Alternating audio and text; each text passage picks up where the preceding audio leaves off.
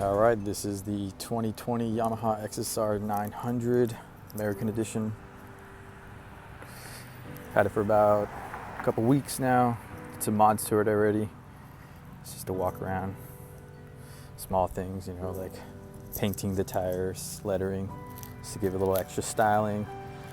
Put the Two Brothers exhaust on there, the S1R full system.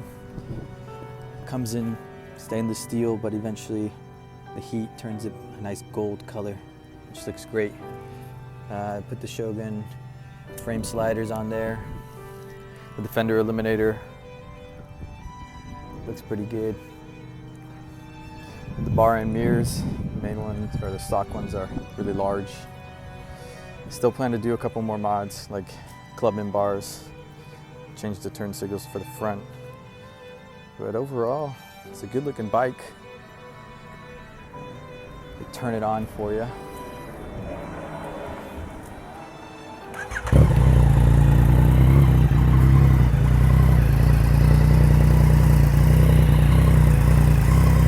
It's much louder than the stock.